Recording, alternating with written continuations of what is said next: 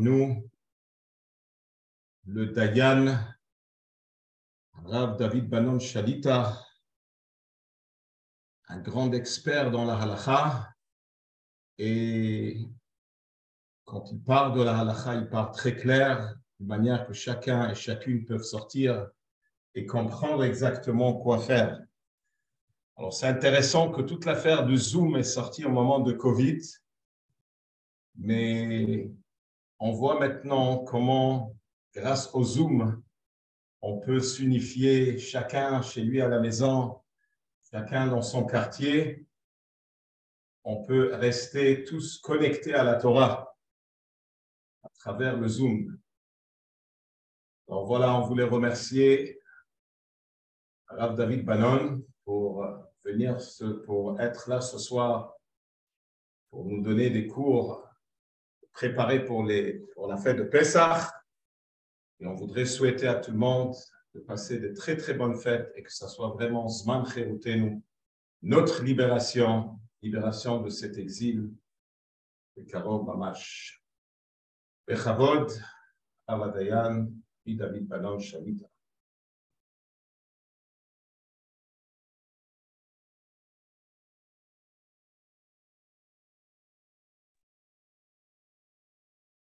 Bonsoir à tous. Et encore une fois, merci le Rav Raskin, la rabbinite, pour tout le travail, diffusion de Torah et de judaïsme dans notre communauté, également en collaboration avec le Centre Séfarade de Torah de Laval. Et à la demande de beaucoup, on va essayer de couvrir la faute importante de Pessah. C'est sûr que, Baruch Hashem, la ville est inondée de brochures, c'est extraordinaire. Toutes sortes de brochures avec des directives qui sont très claires. Et bien sûr, c'est jamais pareil lorsqu'on a comme ça un shiur clair, encore peut-être un peu plus clair sur des détails. Donc, on va essayer de couvrir les deux sujets importants de ce soir, qui sont la cachérisation des ustensiles et de la cuisine à Pessah. Et la deuxième partie, comme on vient d'entendre, l'importance du seder et de ce qu'on doit consommer, comme la matzah, le karpas, le maror, les arbakosot, et les quantités qu'on doit consommer. Et on va voir dans des cas extrêmes, si quelqu'un ne peut pas, etc. On va commencer par le principe de cachérisation. La Torah parle de Géoulé Klémidian. La Torah a parlé déjà de cachérisation d'ustensiles. La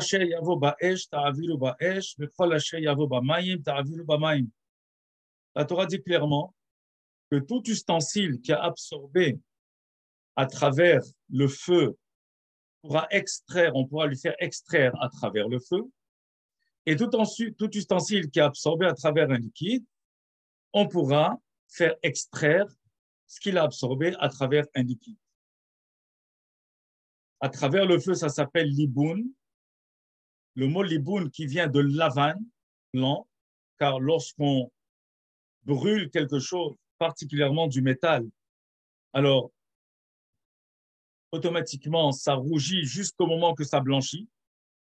Et ça s'appelle un liboun gamo. Il y a un liboun kal, un liboun qu'on peut faire un peu plus léger. Et il y a, bien sûr, tout ce qui absorbe par des liquides. Il faut faire hag'ala à travers de l'eau bouillante. On a un klal, il y a une règle très importante qui est, vous entendez toujours, on vous dit, avant de cachériser par l'eau bouillante pour faire hag'ala, il faut attendre 24 heures. Laisser les ustensiles jeûner pendant 24 heures, ne pas les utiliser pendant 24 heures. Quelle est la raison? En général, tout ustensile absorbe, à part le verre pour les sfaradim ou le Mhaber dit clairement dans Siman Taf Nun Aleph, Taif Kavav, que Srochit eno polet veno bolea, que le verre n'absorbe pas et donc il n'a pas besoin d'extraire. On reviendra là-dessus. Mais tout le reste, le matériel, absorbe et tout ce qui absorbe peut extraire. Quand un ustensile a absorbé une nourriture, cette nourriture donne un goût à l'ustensile, même si ça ne paraît pas, si on ne voit pas physiquement, mais ça donne un ta'am, ce qu'on appelle benoten ta'am. Ça absorbé, ça donnait un goût. Si on a utilisé cet ustensile, par exemple, avec du tréfa, qui a absorbé du tréfa dans les 24 heures où il a été utilisé, à l'intérieur des 24 heures, automatiquement, cet ustensile va extraire le goût de tréfa de non-cachère dans notre nourriture et soit ça va rendre interdit, soit il faudra calculer est-ce qu'il y a 60 fois le volume de la nourriture qui est à l'intérieur de la marmite par rapport aux parois de la marmite dans laquelle il y avait absorbé du tréfa. Ça, c'est dans le cas où on a cuit à l'intérieur des 24 heures. Si 24 heures sont passées et qu'on a cuit dans une marmite par accident, dans une marmite qui avait absorbé du tréfa, après 24 heures, automatiquement, tout ce qui a été cuit à l'intérieur est cachère. Pourquoi? Parce qu'on dit, après 24 heures, ce qui est absorbé dans les parois, ça s'appelle noten ta'am mifgam. Ça donne un goût qui n'a plus de goût, qui est un mauvais goût. Et la Torah n'a pas interdit. Ce qui est mauvais, la Torah, ce qui n'a pas de bon goût, la Torah n'a pas interdit. Donc ça, c'est le principe de ce qu'on appelle un keli ben yomo ou keli she'eno ben yomo. Ça veut dire un ustensile qui est resté 24 heures sans utilisation ou un ustensile qui a été utilisé dans les 24 heures. Par rapport à Pessah, on a exactement le même dîme. La seule différence, c'est qu'avant Pessah, ce qui a été absorbé dans ces ustensiles, ça s'appelle quelque chose qui est permis. Pourquoi c'est permis? Parce qu'avant Pessah, le hametz est permis, c'est ce qu'on appelle hetera bala. Le hametz avant Pessah n'est pas interdit. Donc, cet ustensile qui a absorbé du hametz avant Pessah, si par inadvertance, on a cuisiné dans une marmite pareille pour Pessah, alors on aura le même din hachamim et mahmirim que bien que heterabala, bien que au moment où on a absorbé, c'était heter, quand même, il faudra attendre 24 heures pour que ce ta'am soit un ta'am nifgam. C'est-à-dire, si on a utilisé dans les 24 heures, à l'intérieur des 24 heures, alors il faudra shishim. Ça veut dire qu'il faudra 60 fois le volume dans tout ce qui est caché les Pessah par rapport à ce qui a été absorbé. Tout ce din-là, c'est un din seulement bedi'avad. Que veut dire un bedi'avad? Si accidentellement, j'ai cuisiné dans une marmite qui est restée 24 heures sans utilisation, une marmite de hametz qui est propre, qui n'a aucun résidu, et que accidentellement, j'ai cuisiné kasher les Pessah après 24 heures, ma nourriture est permise pour Pessah. Je peux la garder, la transvaser et la garder pour Pessah, elle est cachère sans aucun problème. Pourquoi?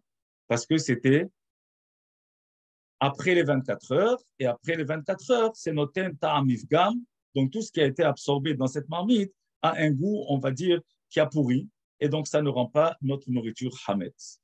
Mais ça, c'est un din qu'on ne peut utiliser que bedi'avad, c'est-à-dire que accidentellement. Je n'ai en aucun cas le droit d'utiliser une marmite qui est restée 24 heures sans utilisation, une marmite de hametz qui est restée 24 heures sans utilisation. En aucun cas, je n'ai le droit de l'utiliser pour cuisiner dedans, kasher la Pessah. Il faut que ce soit bien clair.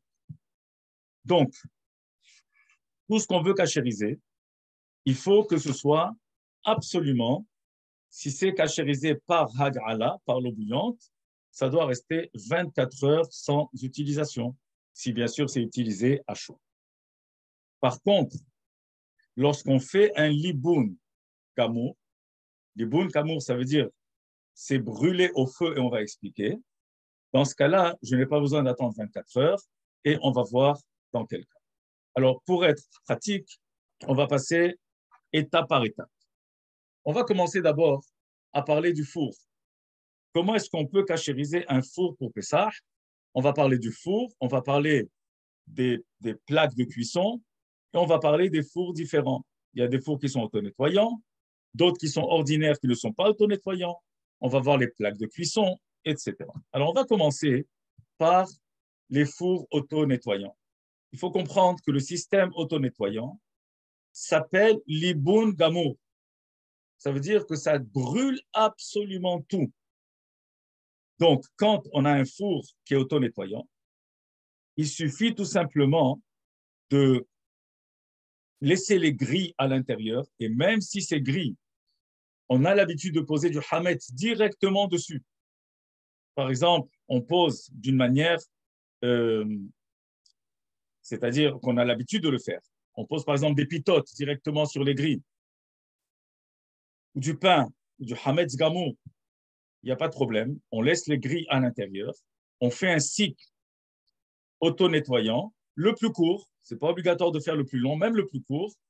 Et automatiquement, le four devient kasher le Pessah complètement, sans être obligé d'attendre 24 heures. Je peux faire des halotes dans ce four. 1 heure plus tard, je fais un cycle auto-nettoyant et le four devient kasher le Pessah, sans aucun problème. La porte a un joint. Alors, avant cela, on essaye de nettoyer ce qu'on peut. On n'a pas besoin d'enlever ce joint. Il faut juste nettoyer bien tout autour. Et quand on fera le système auto-nettoyant, ça va absolument tout brûler. Des fois, on vous dira que vous allez trouver, par exemple, des petites cendres à l'intérieur. C'est rien du tout. Il faut bien sûr les nettoyer, ne les laissez pas. Mais ce n'est pas du hamet, c'est plus rien du tout. Tout a brûlé, donc il n'y a plus aucun problème. Ça, c'est la manière la plus simple. Un four qui n'est pas auto-nettoyant, un four qui est ordinaire, qui n'a pas la fonction auto-nettoyante. Alors, cette fois-là, ça va être un peu plus compliqué, mais on peut le cachériser. Alors, il faudra cette fois-ci attendre 24 heures sans utiliser le four avec du hametz gamo. On peut utiliser pour autre chose, mais pas avec du hametz.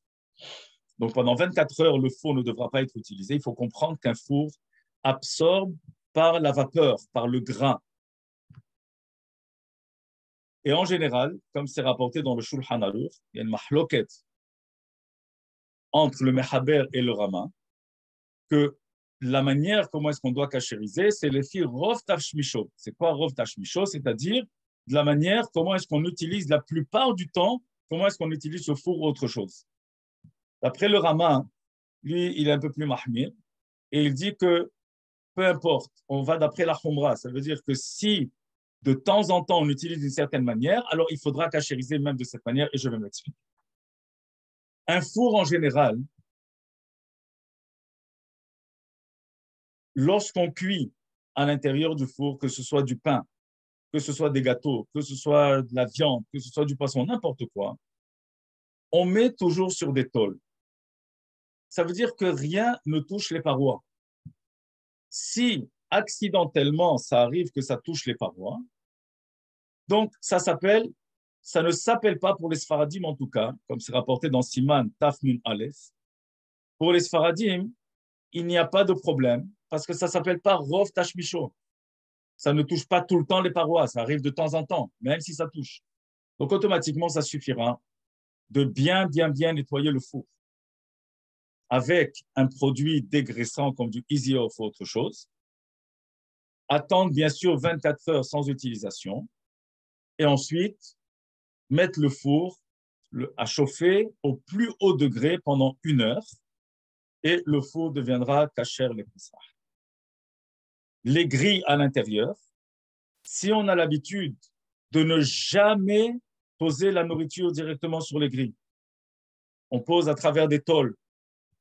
Dans ce cas-là, les grilles peuvent être nettoyées, rester à l'intérieur, elles brûleront à l'intérieur.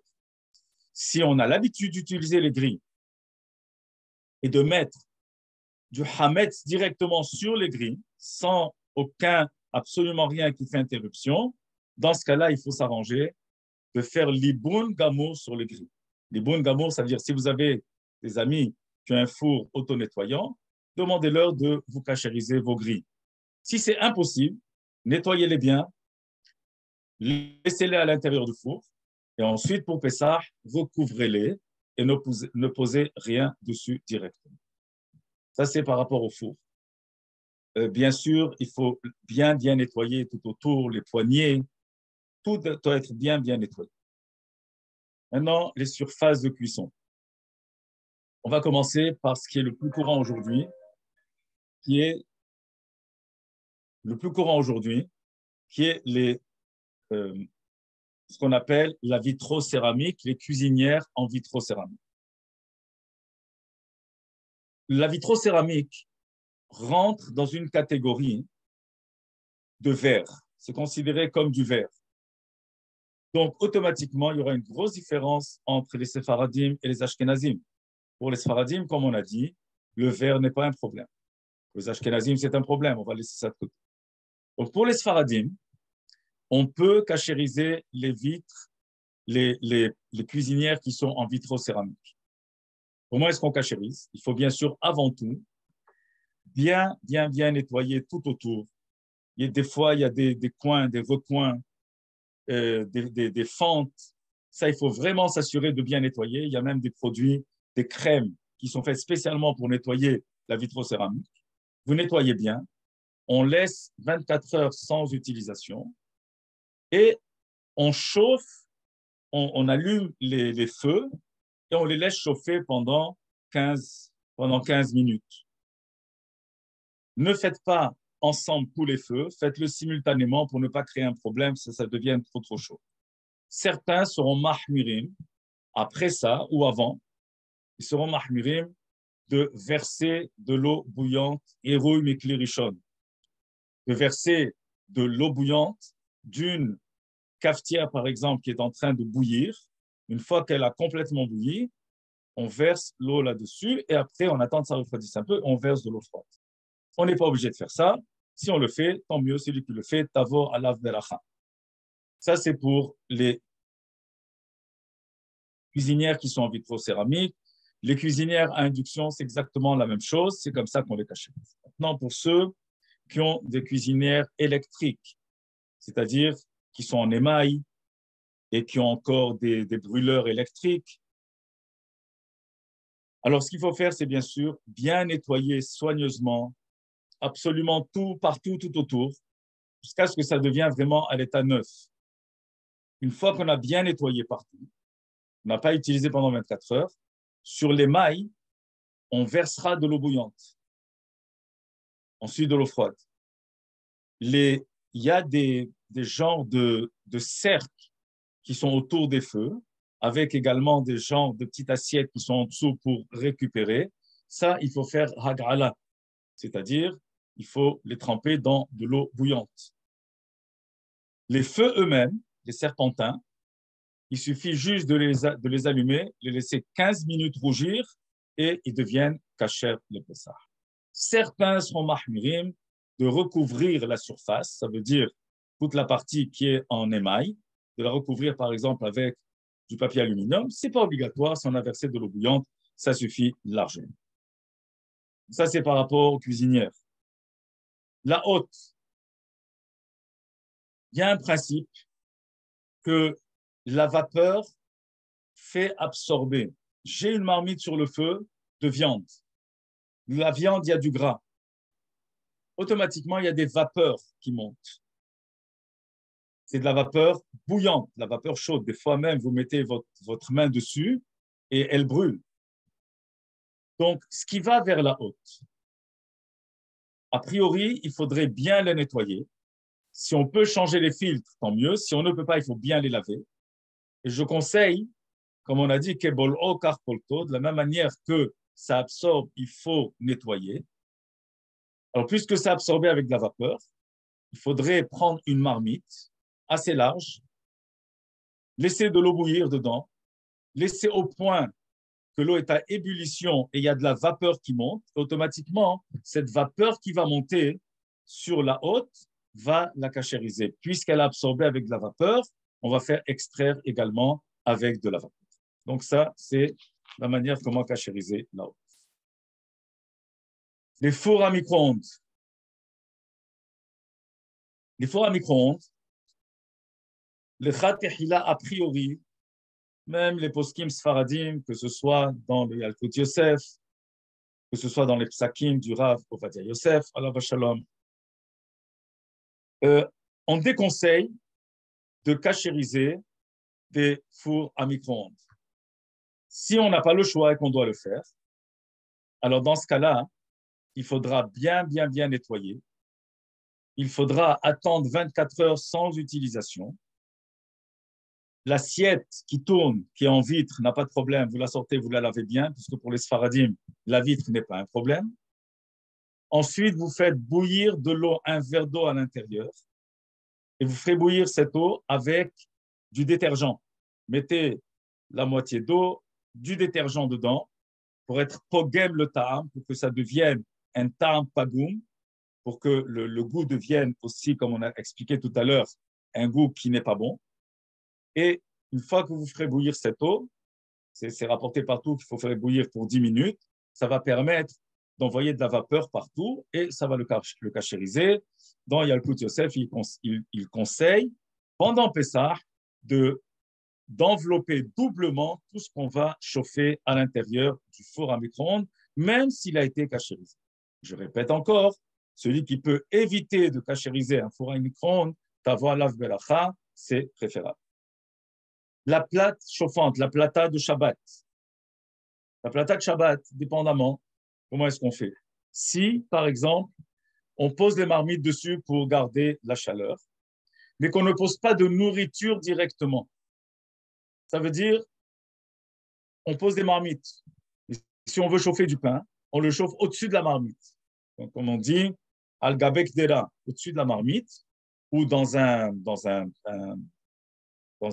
quelque chose en aluminium, un contenant en aluminium, et qu'on ne pose pas directement le hametz, alors ce n'est pas compliqué, il suffit de bien la nettoyer et de la laisser chauffer ne pas utiliser pendant 24 heures, et la laisser chauffer au maximum pendant une demi-heure, et elle sera cachère la Pessah.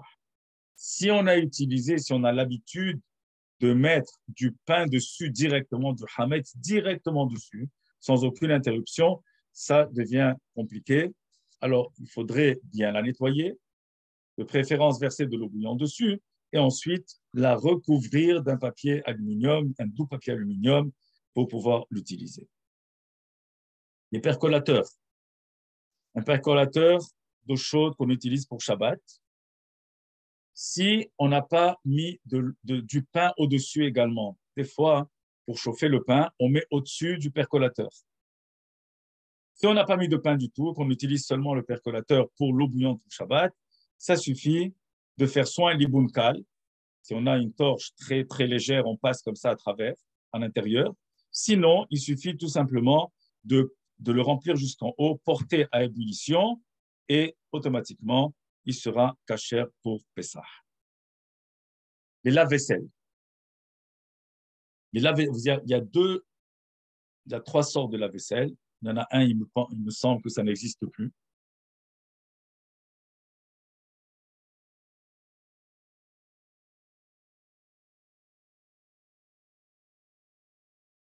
Il y a des anciens lave-vaisselle en porcelaine. Maintenant, en porcelaine, on n'en voit plus pratiquement. Ce qu'on trouve aujourd'hui, ce sont des lave-vaisselle soit en plastique, soit en inox, en acier inoxydable. Alors, l'un ou l'autre, pour les Sfaradim, ça ne fait pas de différence. Pour les Sfaradim, on autorise de cachériser le plastique. C'est écrit clair. Dans Havedat, il y a des tchouvot là-dessus. Même dans Tzitz Eliezer, qui est un posek ashkenaz. Le Igrot Moshe, qui est Rabbi Moshe Feinstein, lui, n'est pas d'accord de cachériser le plastique. Pourquoi? Parce qu'il dit que le plastique n'existait pas, c'est une nouvelle matière qu'on ne connaît pas vraiment. Alors on ne sait pas, ça absorbe, ça n'absorbe pas, ce n'est pas tellement connu, donc on ne cachérise pas le plastique. Mais ça, ce n'est pas pour les Sfaradim cachérisent le plastique. Donc, un lave-vaisselle, il faut s'assurer de bien le nettoyer. Il y a au fond du lave-vaisselle, il y a un broyeur. Alors, il faut essayer de démonter le maximum qu'on peut dans ce broyeur et nettoyer le plus possible, enlever ce qu'on appelle la mamachout, c'est-à-dire enlever les résidus qu'il y a. Si ce n'est pas possible, et même si on essaye d'enlever, on ne va pas tout enlever, alors ce serait bien de verser de l'eau de javel là-bas. Comme ça va complètement détruire et ça n'aura plus le din de Hametz.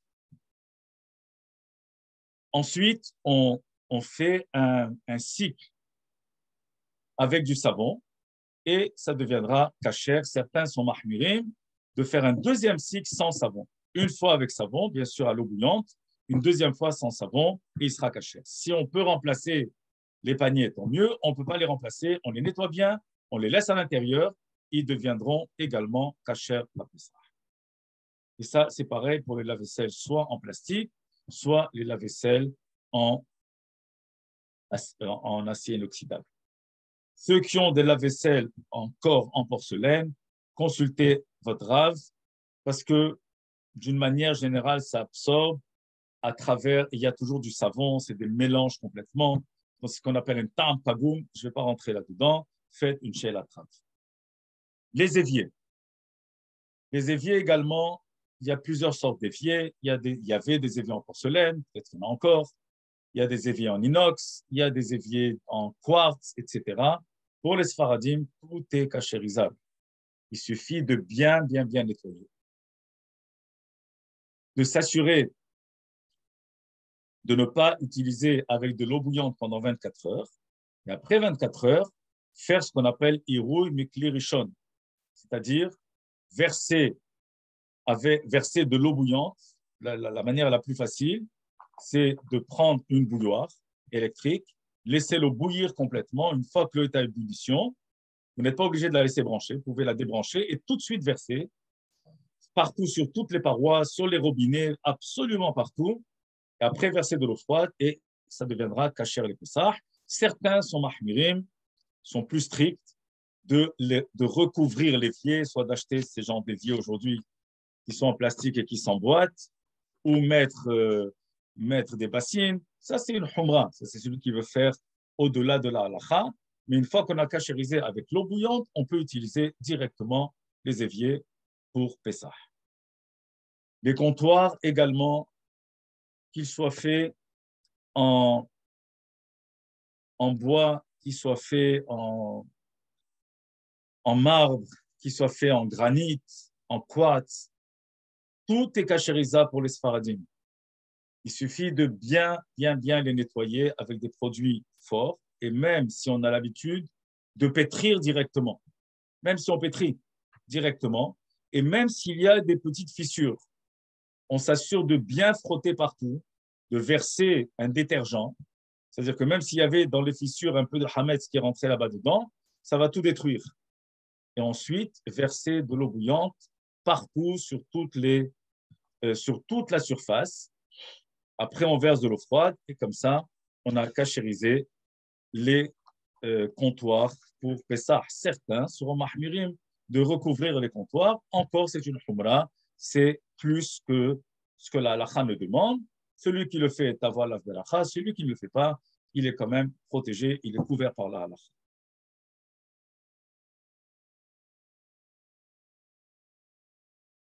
Les tables. Les tables, même si on mange directement, on ne mange pratiquement jamais de kli rishon, c'est-à-dire on ne verse jamais directement de kli rishon. Il suffit de bien les nettoyer, de bien frotter. De toute façon, on met toujours des nappes dessus, donc il n'y a pas de problème. Si on a l'habitude de manger directement, qu'on pose des choses chaudes, alors ça suffit de faire irouy mikli rishon, la même chose, verser de l'eau bouillante dessus et de l'eau froide. Les tables en verre n'ont pas besoin d'être cachérisées pour les Sfaradim, même si on a versé du bouillant dessus, il n'y a aucun problème, il suffit juste de les nettoyer et ça s'arrête. Réfrigérateur et congélateur doivent être bien nettoyés, s'assurer qu'on a bien nettoyé partout, s'assurer surtout le joint de la porte de bien nettoyer avec une brosse, avec de l'eau, du savon, des détergents, et c'est kasher la Pessah. Les nappes et les torchons, même si on les utilise à l'année longue pour le Hametz, il suffit tout simplement de les laver à l'eau bouillante et comme normalement, comme on les lave normalement, mais de préférence de le faire à l'eau bouillante et ça deviendra kasher le Pessah.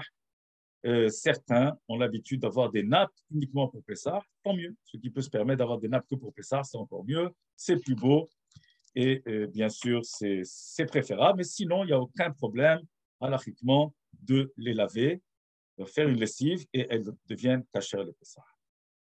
Les appareils électroménagers. Toutes les parties qui se démontent, qu'on peut démonter, on doit le faire à Gala. À part si ce sont des appareils électroménagers qu'on utilise seulement que pour faire, par exemple, des milkshakes, des choses à froid tout le temps, ça suffit de bien les nettoyer et c'est tout. Mais si on fait avec autre chose, par exemple des soupes chaudes, même s'il n'y a pas de hametz directement, mais du fait que ça a été cuit dans des kelim de hametz, on ne sait jamais. Donc, dans ce cas-là, tout ce qui est démontable, on va le cachériser à l'eau bouillante, faire à garla, et tout le reste doit être bien nettoyé. Et de préférence, bien sûr, recouvrir ces parties qu'on ne peut pas démonter. Et il faut bien faire attention que les machines à pain et les mélangeurs également dans lesquels on fait du hametz gamou, là on mixe pendant l'année longue, il est préférable bien sûr de ne pas les cachériser et les utiliser pour Pessah. Toute vaisselle en verre, et quand je dis le verre, ça inclut le Pyrex, le Duralex, tout ce qui est en verre et qui est de la même famille de verre. Pour les Sfaradim, il suffit tout simplement de bien les laver, même les laver à l'eau froide, et on peut utiliser pour Pessah, même si on utilise du Hametz Gamour, même si on utilise à chaud complètement, il n'y a pas de problème, comme on a expliqué. Le Haber dit clairement dans le Shulchan Aruch, je répète, dans le Siman Taf Nun Aleph, Saïf Kavav, il dit clairement que Shkuchit, Enopolet, Enobolea, Enopolet. Le Rama, il est mahmir. Ça veut dire que pour les Sfaradim, le verre n'absorbe pas et n'extrait pas. Les Ashkenazim considèrent que le verre, c'est comme de la porcelaine. Et donc, on va d'une extrême à l'autre, et eux, donc, n'utiliseront pas de verre à Pessah, mais ça ne nous concerne pas, nous, directement. Pour les Sfaradim, il n'y a aucun problème avec tout ce qui est en verre. Maintenant, si on a il y a une question, si on a, par exemple, des coupes en verre avec juste, par exemple, comme des verres à thé, avec des décorations en or, etc. Dans ce cas-là, effectivement, il faudra bien les laver, bien les frotter, et c'est tout. Ça suffira, c'est le même dit. Tout ce qui est coutellerie. Tout ce qui est coutellerie doit passer à l'eau bouillante, c'est-à-dire on doit faire hag'ala à l'eau bouillante. Comment est-ce qu'on fait hag'ala à l'eau bouillante? On met une marmite dans laquelle on va faire bouillir de l'eau. Une fois que l'eau sera à ébullition, on va mettre à l'intérieur notre coutellerie en s'assurant avant qu'elle est propre. Il faut qu'il n'y ait aucun résidu. Une fois qu'on l'aura mis à l'intérieur, on va laisser encore l'eau bouillir. Ça veut dire que ça va prendre un peu de temps pour que l'ébullition revienne. Vous allez vous rappeler que vos grands-mères, vos mères mettaient des pierres à l'intérieur ou des morceaux de fer. La raison pourquoi est-ce qu'on met des morceaux de fer rougis, pas juste des morceaux de fer comme ça. Quelqu'un m'a dit hier que ma grand-mère avait l'habitude de jeter un clou. Ce n'est pas ça exactement. Il faut faire rougir un morceau de fer ou une pierre. Une fois que l'eau est à ébullition, on a mis tout ce qu'on a à cachériser dans cette marmite. L'eau a refroidi un petit peu. On laisse sur le feu en jetant à l'intérieur un morceau de fer qui est rougi, ça va faire encore augmenter l'ébullition et là, ça va faire encore klirishon et c'est la raison pour laquelle on n'est pas obligé de faire ça. Ça suffit de laisser la marmite sur le feu encore et attendre qu'elle revienne à ébullition et ça va être kasher de la même manière.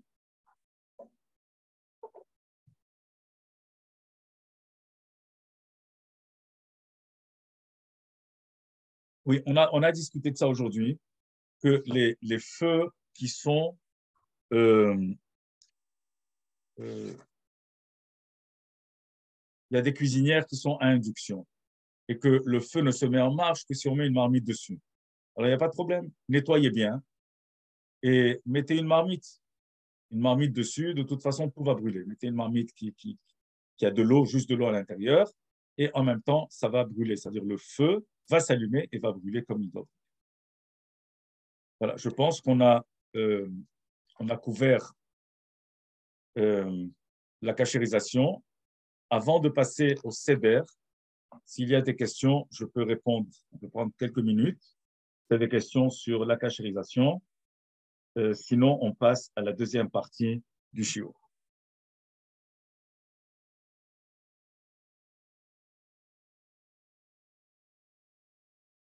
On peut mettre une marmite de Pessah, ça ne dérange pas, parce que de toute façon, tout brûle. J'ai déjà parlé de la plata de Shabbat. Je vais répéter encore. La plata de Shabbat, si on met que des marmites dessus et qu'on ne met pas de hametz directement, donc ça suffit de bien la nettoyer et la laisser chauffer.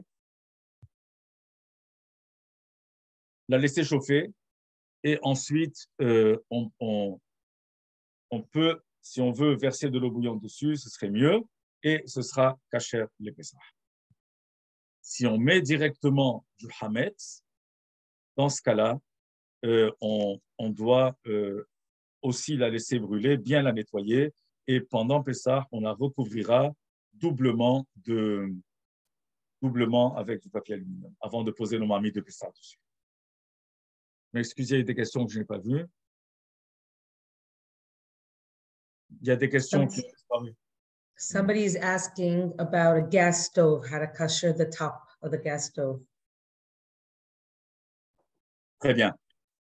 Alors, les cuisinières à gaz, bien sûr, ça doit être nettoyé soigneusement, toute la plaque. Ça comprend des grilles en métal sur lesquelles on pose les marmites, il y a la surface en émail et il y a les brûleurs. Il y a également des genres de cuvettes qu'on met en dessous.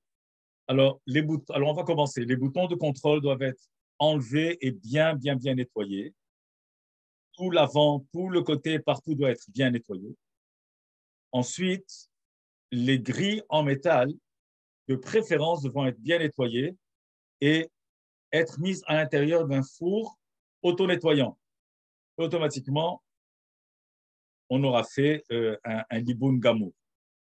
Si ce n'est pas possible, alors on peut allumer le gaz et faire tourner les grilles dessus et les laisser comme ça au fur et à mesure, partie par partie, pour les cachériser. Verser de l'eau bouillante sur toute la partie en émail et les feux eux-mêmes, on les laisse brûler 5-10 minutes et ça suffit et elle devient cachère.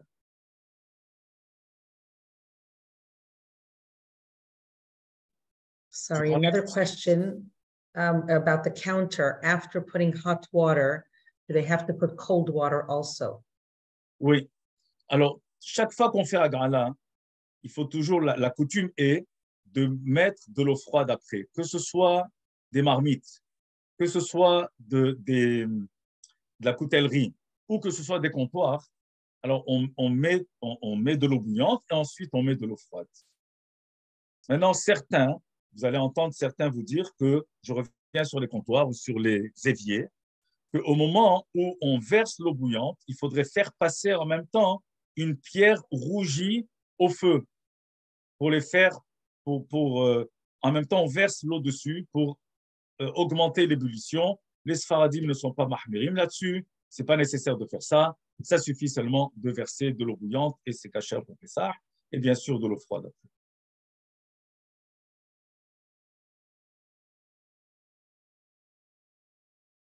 Bien, je pense qu'on a parlé de cachérisation. Something that's usually used was cold, and then you put it in the dishwasher. Does that make it that it needs hagala? Alors, par exemple, il y a des ustensiles qu'on utilise seulement pour du froid ou du tiède, pas vraiment du bouillant.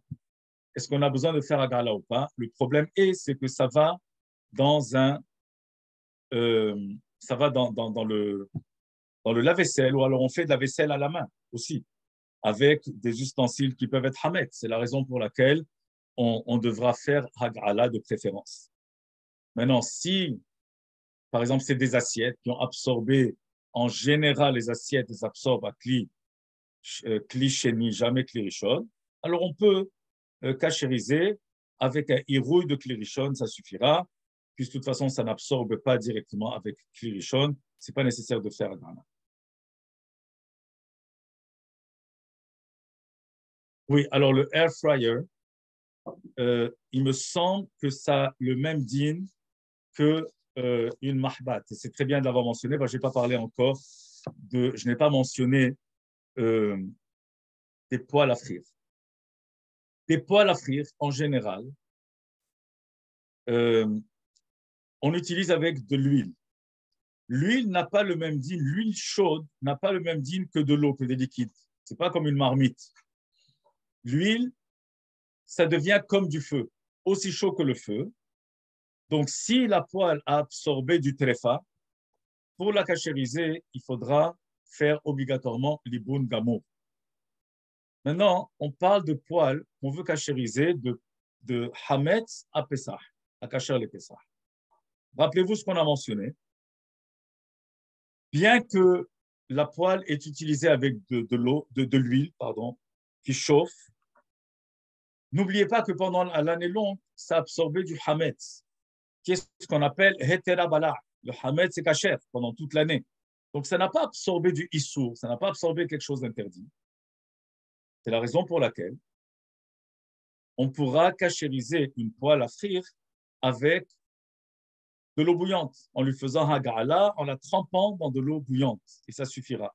C'est différent si, par exemple, il y a eu une sheila de non-cachère, de tréfa qui est arrivée au courant de l'année avec une poêle, ce n'est pas la même manière.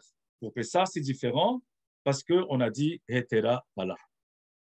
Maintenant, le air fryer, c'est exactement le même din. Il va falloir, je pense qu'il y a ces deux parties. La vérité, je n'ai pas très bien vu comment c'est fait. Je sais qu'il y a certains différents. Je ne me suis pas trop penché là-dessus. J'aurais dû. Mais les parties qui se démontent, alors on peut leur faire hagala. Et la partie qui est tout autour, je pense que c'est avec de l'air chaud, je pense que ça se fait. Alors, ça suffit juste de le brancher, de laisser de l'air chaud ou de bien nettoyer et ce sera bon.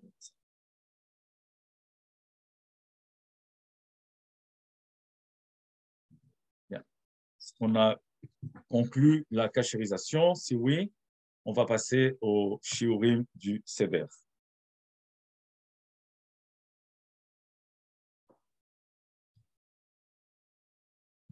Bien.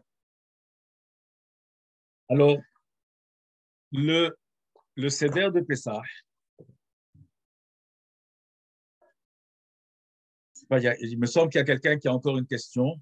Le percolateur, on a parlé du percolateur déjà. Je vais rappeler encore. Si on a l'habitude de mettre au-dessus du percolateur, d'une manière régulière, faire chauffer du hametz, mettre du pain, mettre des halot sur le couvert du percolateur, qui est en plastique, des fois en plastique, la plupart du temps c'est en plastique, ça peut être aussi en fer. Alors, dans ce cas-là, il faut faire une hagala rotea, c'est-à-dire il faut vraiment faire une hagala, ou alors, en tout cas, un liboun kal. Si ce n'est pas possible, alors on fait bouillir de l'eau à l'intérieur et s'assurer que l'eau à ébullition, le couvercle lui-même, si on a l'habitude de mettre du hametz, si on le fait une fois de temps en temps, ce n'est pas grave, parce qu'on va d'après les Sfaradim, son poskim, on va d'après Rov Tashmisho. Rov Tashmisho, c'est-à-dire la manière la plus courante, comment est-ce qu'on l'utilise. Si une fois de temps en temps on met une chala, ce n'est pas la fin du monde, va d'après Rov Tashmisho. Si d'une manière régulière, toutes les semaines, on met des halot dessus, dans ce cas-là, il faudra s'arranger pour faire un liboun kal au moins, sur du couvercle. Sinon, on peut le tremper si c'est en plastique ou même si c'est en métal. On peut faire hag'ala directement. On le trempera dans une marmite de bouillon. Ça, c'est le percolateur. Les machines en espresso. Je ne vais pas rentrer dans les marques différentes et dans les modèles différents. Pour les capsules de Nespresso, pour savoir si c'est caché à l'épaisseur ou pas, regardez sur les listes, regardez les hashgahot, par exemple. On vous dira si c'est caché à l'épaisseur ou pas. La machine elle-même, il faut juste bien la nettoyer. Faire comme si vous faites un café. Ne faites pas de café, juste laissez de l'eau courir. Juste laissez de demander de l'eau bouillante. Laissez passer de l'eau bouillante. Et avec ça, elle sera cachée à l'épaisseur. Ce n'est pas compliqué, c'est facile à cacher.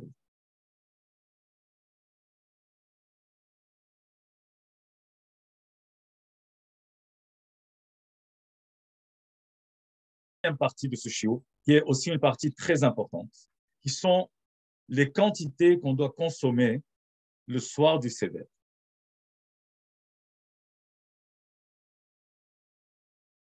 Dans la Torah, on retrouve la nourriture, soit les tzorech mitzvah, soit pour une mitzvah, soit has shalom pour une avera. Et je vais m'expliquer. Par exemple, quand est-ce qu'on parle de consommer les tzorech mitzvah pour le besoin d'une mitzvah d'après la Torah, c'est la matzah. Le premier soir de Pessah, c'est écrit Ba'erev tochelu matzot.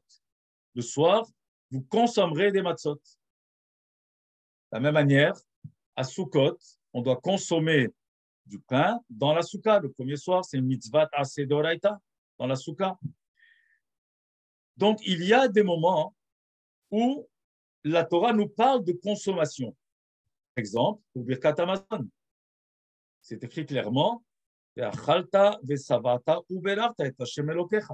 donc tu consommeras, tu mangeras et tu béniras, tu te rassasieras et tu béniras l'Éternel, ton Dieu. D'autres fois, on va parler de consommation pour ce qui est interdit. Quelqu'un, qui mange non kasher. Quelqu'un qui mange du hametz à Pessah. Quelqu'un qui mange à Kippour. Ça, ce sont les consommations interdites. Il y a des niveaux d'interdiction. Dans la Torah, il y a Issur Lav, il y a Issur Mita. Lav, c'est-à-dire lorsque la Torah te dit Lo tochal, ou basar basade terefa lo tochelu, tu ne pourras pas consommer la viande qui provient d'un animal qui n'est pas kasher.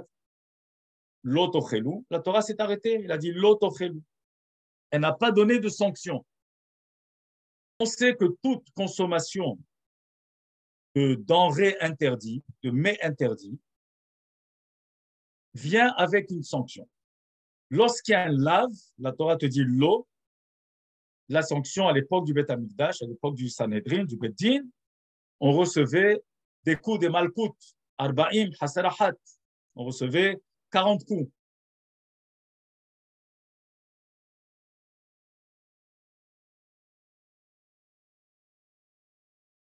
Une quantité de non-kasher. Pour que ça s'appelle une consommation importante. Si on a moins que ça, et on va arriver aux quantités, si on a mangé moins que ça, assour aval patour. Ça veut dire qu'il y a une interdiction. On n'a pas le droit de consommer. Afilu kol shehu. Même une infime quantité, on ne peut pas consommer. Et si on a consommé, il n'y a pas de sanction. Par contre, quelqu'un qui a mangé hametz à Pessah, la Torah dit clairement, venir nefeshahi. Ça veut dire qu'on est passible de karet. Ça veut dire, ça fait partie d'Arba Mitot Beddin, une des 4 sanctions de mort que la Torah inflige. La plus grave, c'est karet. Donc, celui qui mange le Hametz à Pessah, ou celui qui a mangé à Kippour. Je ne parle pas de quelqu'un qui est malade, je ne parle pas, on parle stam, quelqu'un qui a mangé à Kippour en connaissance de cause, ou quelqu'un qui mange Hametz à Pessah en connaissance de cause. S'il a mangé moins qu'une quantité Assour aval patour, il a commis un péché, mais il n'a pas de sanction. S'il a mangé au-delà de la quantité, là, il est hayav karet. Et d'où est-ce qu'on a déduit les quantités? Vous entendez toujours parler de kazaït. D'où vient le kazaït? Le mot zaït en hébreu, c'est une olive. Pourquoi est-ce que la Torah s'est basée de l'olive pour comparer à toutes les quantités qui sont soit mitzvah de consommer, soit interdites de consommer? Et là, la Gemara nous dit dans Masechet Yoma, dans le Daf Pe Amud Aleph, Ashiurin Kulan Bekazait, toutes les quantités qui ont été mentionnées dans la Torah, de consommer ou de ne pas consommer, c'est kazaït. Un kazaït, c'est la grandeur d'une olive. Maintenant, pourquoi est-ce que la Torah s'est basée sur une olive? D'où vient cela? Il y a un passouk dans la parashat Ekev. Eretz, Hita, Usora, Vegefen, Utena, Velimon, Eretz, Zet, Shemen, Udvash. Zet, Eretz, Zet, Shemen. La Gemara dans Souka également, dans Eruvin, dans Souka Davav, dans Eruvin Davdalet. Là-bas, la Gemara, elle dit Eretz Zet Shemen. Hachamim m'explique Eretz Shekol Shiureha Kazetim. Le fait que le mot Eretz, on parle de la terre, Eretz Israël par exemple, mais puisqu'on parle de la terre et que juste après, on a mentionné Zaït, de là, tous les shiurim qui existent sur terre, par rapport à la consommation mitzvah à consommer ou interdit à ne pas consommer, sera toujours mesuré avec un kazaït, comparé à kazaït. Maintenant, qu'est-ce que c'est qu'un kazaït? Un kazaït, au sujet du kazaït, comme disent Hachamim, Harbe dio nishpach al noseze. Beaucoup d'encre a coulé à ce sujet. Énormément d'encre a coulé à ce sujet et il y a plusieurs avis. On pourrait prendre l'avis du Rambam, on pourrait prendre, après plus tard on verra le Mehaber, il y a des Tosfot, etc. On ne va pas s'embrouiller et on va vraiment faire ce qu'on appelle halacha le maaseh. Halacha le maaseh, c'est-à-dire la halacha telle qu'elle est et comment est-ce qu'on considère un kazaït aujourd'hui. Il y a une mahloket. Est-ce que le kazaït, c'est hatzi betza ou shlish betza? Est-ce qu'un kazaït, comme une olive, c'est la moitié d'un œuf ou c'est le tiers d'un œuf? Quand on dit la moitié d'un œuf, donc c'est une quantité plus grande. Si on dit le tiers d'un œuf, c'est une quantité un peu plus petite. Alors pourquoi on se base là-dessus? Parce que Hachamim disent qu'aujourd'hui, les olives qu'on a aujourd'hui ne sont pas les mêmes que ce qu'il y avait à l'époque. Elles étaient plus grandes. On le voit d'ailleurs dans la paracha de Shelach Lecha, où on parle de fruits immenses qui n'étaient pas du tout la même grandeur des fruits que nous avons aujourd'hui. Également, Betsa, certains Hachamim disent que la Betsa d'aujourd'hui n'était pas la Betsa d'avant. Alors on va voir, on va essayer de se concentrer sur le Shulchan Aruch. Donc il y a Da'at Tosfot, il y a l'avis du Tosfot qui dit dans Masechet Eruvin Daf Pe, dans Dibur HaMathil, au début là-bas, le Tosfot il parle de Agav, donc c'est la suite. Il dit c'est Kahatsi Betsa. D'après les Tosfot, c'est la moitié d'une Betsa, la moitié, un kazaït, c'est la moitié d'un œuf. Par contre, et c'est également, par contre, la Rambam, Maïmonide, il dit Kishlish Betsa, comme trois tiers, un tiers de la Betsa. Le Shulchan Aruch, dans l'Ora Hayim, Rabbi Yosef Karo, dans le Siman Taf Pevav, le Saïf Aleph, là-bas, il dit Shi'ur Kazait. Il dit dans ces mots-là, j'essaie de me rappeler les mots directement, Shi'ur Kazait tehave kahatsi betza. Il dit Yeshomrim, pardon, il y a qui disent, il y a qui tiennent que c'est la moitié d'une betza.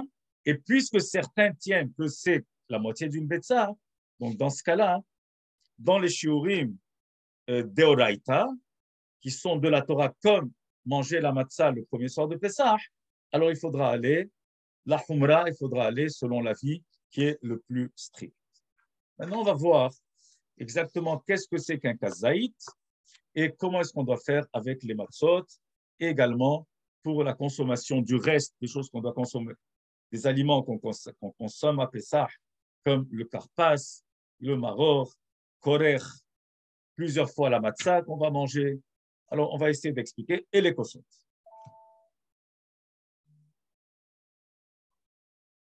Il est clair que, en fin de compte, comme ça, on est possède, selon, on va dans les shiurim, comme le Rav Haïm Nae en général, le Hazonish qui est beaucoup plus mahmir sur les shiurim, et en général, on est possède comme le Rav Haïm Nae.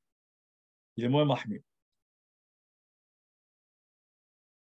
Un kazaït, c'est-à-dire la quantité d'une olive, aujourd'hui ce qu'on appelle, c'est entre 28 et 30 grammes. Ça, on varie selon les avis entre 28 et 30 grammes. Maintenant, quand on parle de grammes, est-ce que ce sont des grammes, un kazaït dans le poids, 28 grammes dans le poids, ou 28, ou tout simplement kazaït dans le volume? Si on dit que c'est dans le poids, alors un kazaït, c'est 28 grammes. Si on dit que c'est le volume, c'est à peu près 19 grammes. Ça fait une différence. Quand on parle de achilat matzah, consommer la matzah les premiers soirs de Pessah.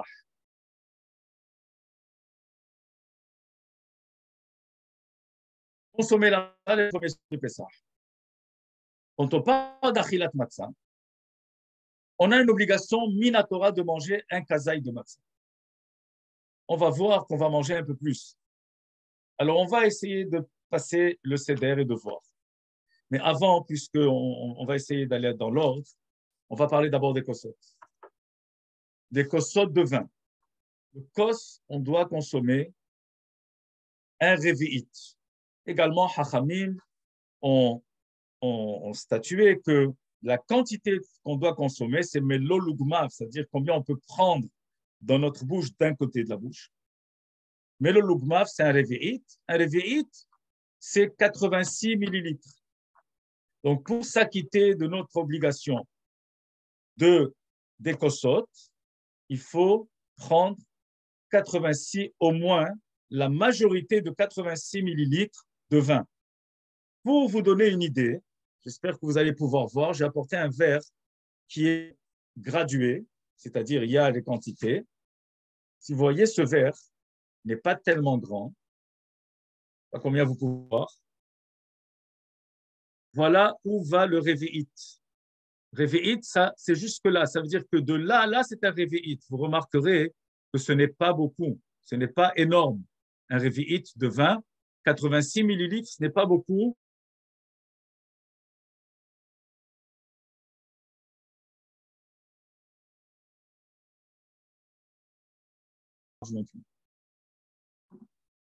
Donc, les verres de kidouche que nous avons, réguliers, c'est sûr qu'ils ont plus que réveillite. Alors donc, il faudra s'assurer d'avoir au moins un réveillite de vin. Pour les personnes qui ne peuvent pas prendre du vin, si elles peuvent au moins prendre le premier kos, celui de kidouche, et le reste qui prennent du jus de raisin, si même ça, ils ne peuvent pas parce que le vin leur fait mal, pas parce que c'est dans leur idée, mais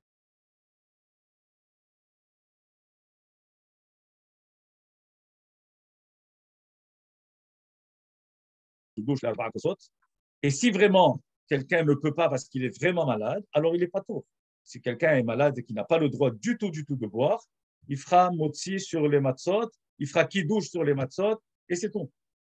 Et là, bien sûr, il faudra faire chez la Rav, il faudra appeler un Rav en la matière de halakha et de médecine, et lui poser ces she'elot. Je préfère ne pas répondre d'une manière générale parce que c'est très, chacun a un cas particulier.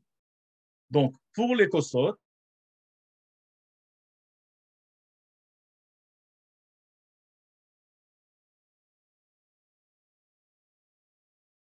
revenons aux matzot. Pour les matzot, on doit prendre un kazaï de matzot.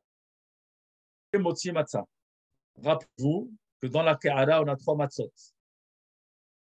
Celle où on a fait, celle du milieu où on a fait yahat, qu'on a coupé, et celle du dessus qui reste entière, et celle d'en dessous qui reste entière. Au moment où on fait motzi matzah, ce qu'on appelle, on va prendre la matzah de dessus qui est complète, on va prendre la matzah qui est au milieu et la matzah qui est en dessous, on les prendra ensemble, on dira Birkat HaMotzi. Après avoir dit Birkat HaMotzi, on lâchera la matzah d'en dessous, et on aura en main la première matzah et la matzah en morceaux, et on dira la beracha shekideshanu b'mitzvotav vetzifanu al achilat matzah. Et ensuite, on s'accoude et on mangera sur le côté gauche, on mangera 2 fois kazaït. 2 matzah, celle qui est complète, on mangera un kazaït, et de la deuxième matzah qui est coupée, on mangera également un kazaït. Pourquoi on prend 2 kazétines?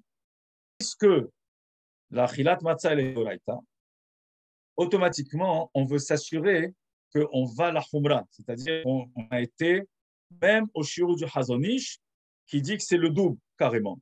Et comme ça, on sera acquitté. Celui qui ne peut pas, qui a des difficultés, c'est sûr que s'il mange un seul kazaït, il est acquitté. Automatiquement, la première fois, on aura mangé 2 fois kazaït. Pour le reste, donc c'est achilat matzah deoraita. La Torah nous ordonne de manger la matzah. C'est sûr qu'il faudra manger encore des kazetim à chaque fois. On a korech, il faudra prendre un kazaï de matzah. Alors peut-être on va parler aussi, avant de cela, on va parler du karpas. Le karpas, on a l'habitude juste après kiddush de prendre du karpas, c'est-à-dire nous on prend des céleris. Certains ashkenazim prennent de la pomme de terre, d'autres prennent un petit morceau d'oignon. Les sfaradim ont l'habitude de prendre du céleri. On prend moins qu'un réveït, moins qu'un kazaït. On fera la belacha dessus. On fera attention d'avoir en tête que ce adama sera valable également pour le Maroc qu'on va consommer. Bien sûr, on fera netilat sedaï sans belacha puisqu'on va tremper le karpas dans de l'eau salée ou de l'eau au vinaigre, etc. Automatiquement, on fait netilat sans belacha. Après ça, on prend le reste de ce qu'on a à manger, c'est-à-dire une deuxième fois pour le... Alors là, on mangera le Maroc. Les khatihila, a priori, il faut manger un kazaï de Maroc. Maintenant, les sfaradim prennent de la laitue, des endives, tout ce qui est amer. Beaucoup d'ashkenazim prennent le réfort. En général, les sfaradim prennent de la laitue. Et bien sûr, je ne rentre pas maintenant dans les halachot de laitue, mais assurez-vous bien d'acheter la laitue, soit de bodek, soit vous la nettoyez bien. Vous verrez comment est-ce qu'on nettoie la laitue. Ce n'est pas le moment de discuter de ça maintenant. Et on met dessus, on met du haoset, et ensuite une autre, et on mangera le Maroc. Le khatihila, a priori, c'est mieux de prendre un kazaï de Maroc. Si on ne peut pas prendre un kazaï, pour une raison quelconque, parce que ça nous dérange sérieusement, c'est moins grave de prendre un peu moins que kazaït parce que achilat maror n'est pas mitzvah d'oraita. La mitzvah d'oraita que nous avons, c'est de manger de la matzah. C'est sûr qu'a priori, il faut faire attention de manger un kazaït de maror. Ensuite, on fera korech et la même chose. On prendra un kazaït de matzah, on prendra encore un kazaït de maror, on mettra le haroset dessus et on dira ken hasa hillel, etc. Si des personnes ont des difficultés, alors ils peuvent prendre moins que kazaï de matzah pour le korech et moins qu'un kazaï de maror parce que de toute façon, c'est de la banane. Ensuite, on mangera une troisième fois et ce sera pour l'afikoman. Et là, bien sûr, on essaiera de manger encore un kazaï de matzah. Quelqu'un fera des difficultés, pourra manger moins qu'un kazaï. Mais a priori, il faut manger obligatoirement un kazaï. Donc, je pense que j'ai bien expliqué exactement le principe des kazetim. Je vais vous raconter une histoire très, très forte qui nous donne un moussard énorme.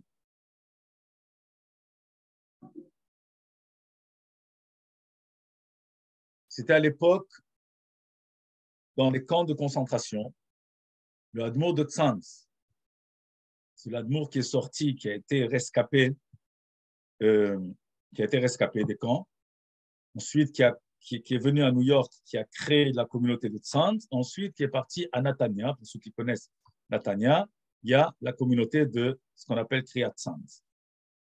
Ce Admour était dans les camps de concentration. Il était avec tout un groupe de chassidim avec lui, qui d'ailleurs sont tous morts à l'Holocauste. Il n'y a que lui et le père du Rav Weiss, de Rav Beddin de Montréal, qui ont été rescapés, qui se sont sauvés ensemble. Et quand ils étaient dans les camps de concentration, quelqu'un lui a obtenu un kazaï de matzah, le premier soir de Pessah. Et il y avait des gens avec lui, d'autres personnes avec lui. Alors tout le monde a dit, oh Admour, tu vas manger le kazaït. Au moins, tu vas faire la mitzvah de Oraita. Tu vas t'acquitter de la mitzvah de Achilat Matzah de Oraita. Qu'est-ce qu'il a fait le Admour? Au lieu de manger le kazaït, il a commencé à couper des tout petits morceaux et à distribuer des petits morceaux à chacun. Alors ils ont dit, Maïhaï, comment ça se fait? Dans ce cas-là, on ne sera pas yotse. Personne d'entre nous ne va être yotse. Toi, tu n'es pas yotse, nous non plus. On n'a pas mangé kazaït. Regardez qu'est-ce qu'il a répondu. Il a répondu, dans la situation dans laquelle nous sommes, on a tous besoin de sentir, c'est vrai qu'on ne sera pas yotse de l'obligation d'Achilat Matzah, mais au moins, on aura tous la possibilité de goûter le ta'am matzah, au moins d'avoir le ta'am de la matzah, le goût de la matzah. Regardez qu'est-ce que c'est la Ahavat Israël, alors que le Hadmour, il aurait très bien pu dire, moi je vais m'acquitter de mon obligation, au moins qu'un soit acquitté, mais il a voulu partager avec tout le monde. Donc de là, on comprend l'importance de consommer la matzah le soir de Pessah, comme on vient d'entendre, le Zohar HaKadosh nous dit que c'est une achila de Emouna, c'est vraiment on consomme, vraiment ça nous donne la Emouna. J'ai vu aussi dans les Sfarim où c'est écrit que ça donne la refoua. C'est une achila de refoua, ça donne et la Emouna et la refoua. Alors donc pour cela, on doit faire bien attention au shiurim, s'assurer combien on mange les matzot, la quantité des matzot. Pour vous donner une idée, une matzah carrée à la machine, elle a à peu près, je vais vous dire tout de suite,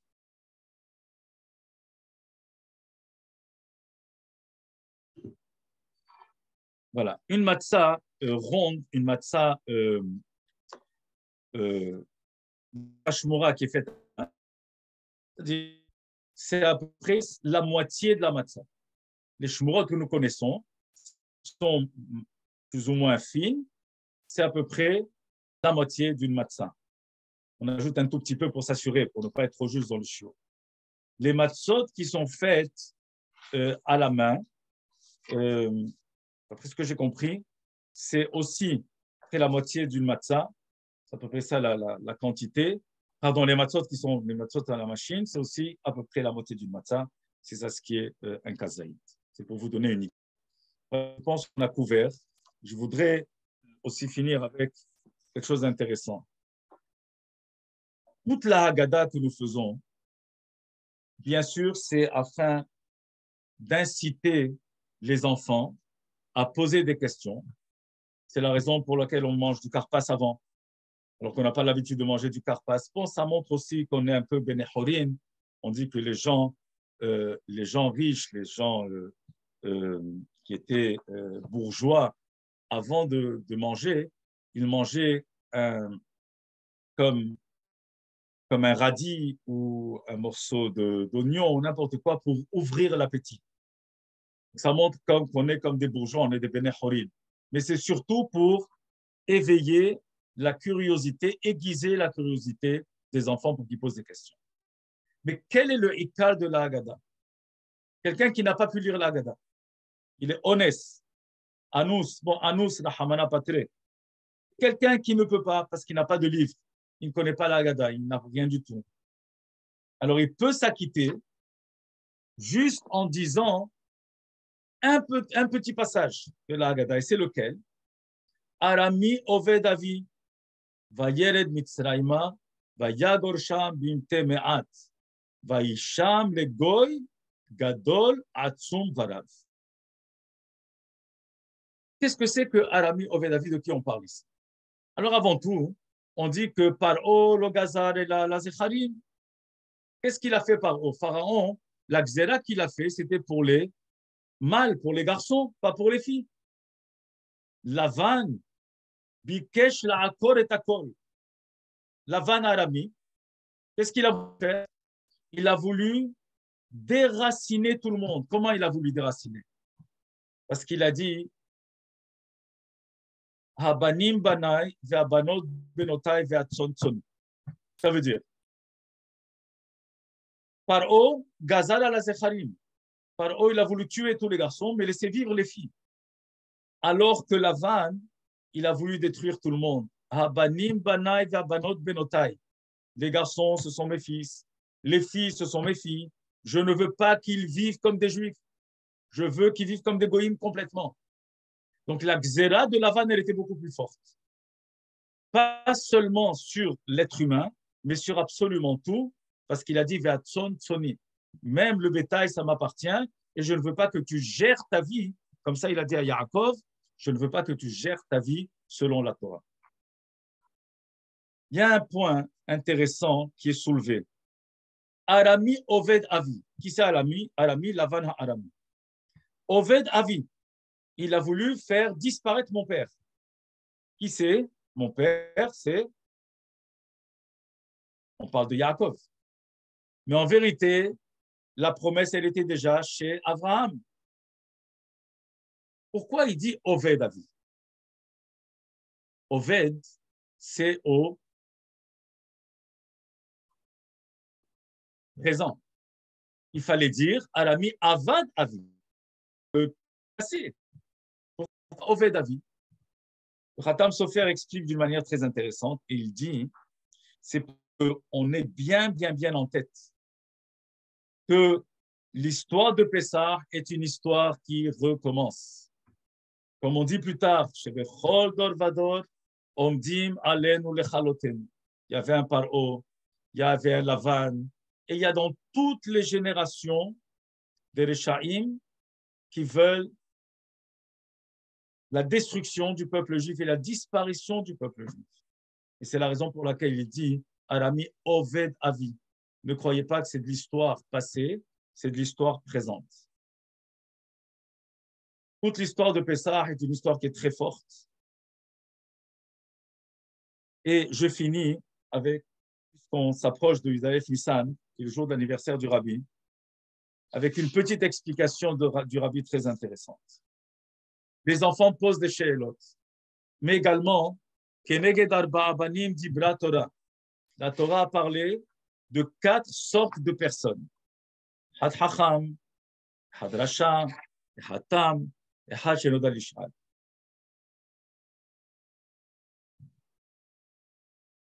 Qu'est-ce que le Hacham dit?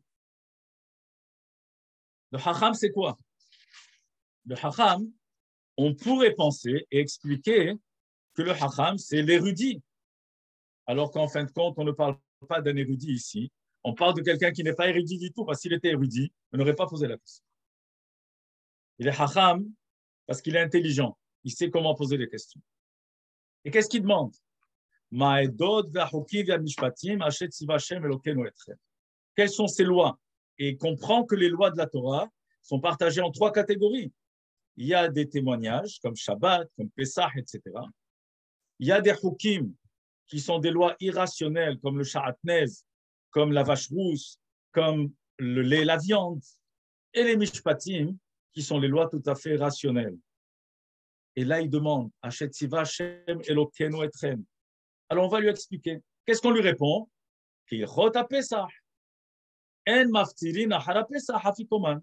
On lui répond, indigne, qu'après le Korban Pessah, on ne mange rien pour garder le goût du Korban. Il est en train de nous poser des questions. Il nous pose une question, il veut savoir qu'est-ce qui se passe ce soir. Il faudrait lui donner une réponse, lui expliquer. Avadi Ma'enu, Arami Ovedavi, ça c'est les réponses. On lui dit, En maftirin ahara Pesach hafikoman, ça c'est la réponse. Mais aussi, le lacha, qu'est-ce qu'il dit? Ma'avoda azot lachem. Qu'est-ce que vous êtes en train de fabriquer? Qu'est-ce que vous faites? C'est quoi tout ce cinéma que vous êtes en train de faire ce soir? Alors, aussi, on va lui répondre et on va le mettre en colère. Puisqu'il se moque, nous aussi, on va se moquer de lui. On va laisser le lacha de côté. Le hacham, pourquoi est-ce qu'il est hacham? Le rabbi explique dans un ma'amar qu'il est hacham parce qu'il a compris qu'il existe 3 catégories de mitzvot. Il y a des mitzvot qui sont des témoignages qu'on n'aurait jamais pu déduire de nous-mêmes si la Torah ne nous avait pas donné. Si la Torah n'avait pas donné Shabbat, on n'aurait jamais pu comprendre qu'il faut faire Shabbat. Si la Torah n'avait pas parlé de beaucoup de mitzvot comme Pessah, on n'aurait pas compris qu'on doit faire Pessah. Ce sont des edut, des témoignages. Une fois que les mitzvot ont été donnés, là, on comprend. Les mishpatim, la Gemara nous dit que même si la Torah ne veut pas être donnée, on aurait déduit qu'on ne peut pas voler, on aurait déduit qu'il faut vivre humblement, parce que vivre en société, c'est très important. La vie en société, c'est vraiment très important. Donc, ici, le fait que ce hacham pose des questions, ce sont des questions, c'est une question qui est tout à fait extraordinaire et une question où il veut tout apprendre et il comprend. Il dit, je sais qu'il existe 3 catégories. Je sais qu'il existe des lois irrationnelles et je suis prêt à les accepter autant que les edut qui sont rationnels et les accepter autant que les mishpatim qui sont rationnels. Je suis prêt à accepter toute la Torah en bloc. C'est la raison pour laquelle il est hacham. Et c'est pour ça que la réponse qu'on lui donne, c'est une réponse d'un hok. En maftirin ahara Pesach hafikoman. Il accepte. Il est là. Il n'a pas appris. Il n'a plus reposé de questions. Pourquoi? Parce qu'il a accepté. C'est ça le hacham. C'est ça le message de Pessah. Le message de Pessah, on a des mitzvot. Les mitzvot sont très belles, sont merveilleuses. Toutes les mitzvot sont très belles. Il y a des mitzvot difficiles. La Torah n'est pas facile à faire. Il y a des mitzvot très difficiles, mais on les fait quand même. Il y a des mitzvot qui sont des hukim, qui sont des mitzvot où la raison n'a pas été révélée, et c'est par ces mitzvot que Akadosh Baruch Hu nous met à l'épreuve. Et c'est là qu'on doit doubler encore plus, d'être vigilant encore beaucoup plus, de pratiquer ces mitzvot même si je n'ai pas la raison. Parce que je sais, c'est ce qu'Akadosh Baruch Hu attend de moi, je sais que c'est ça ce qu'Hachem veut, et c'est ma manière de servir Akadosh Baruch Hu.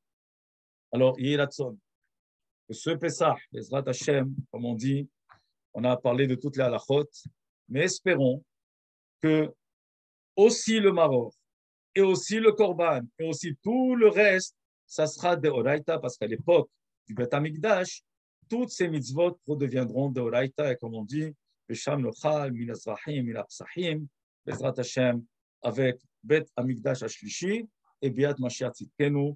Je profite pour souhaiter à toute la communauté un Hag Kasher Vesameach, en santé pour tout le monde, que tout le monde ait du Nahad de leurs enfants, de leurs petits-enfants, de toutes les familles, et que Akadosh Baruch Hu vraiment nous aide à nous renforcer encore beaucoup plus et être au service d'Akadosh Baruch Hu, et qu'on puisse s'appeler des vrais Ovdei Hashem, des vrais serviteurs d'Akadosh Baruch Hu.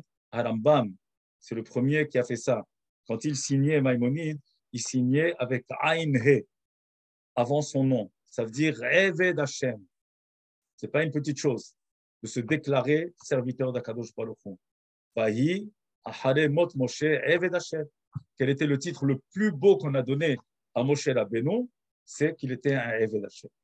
Alors, Halvaï, qu'on puisse être des vrais Avadim d'Akadosh Baruch Hu, pas Avadim Aïnou le Pharaon, et qu'on soit les vrais Avadim d'Akadosh Baruch Hu, qu'on accomplisse toutes ces mitzvot, Meniske, Biad Goel Tzedek, Mela Biamenu, Amen, Amen.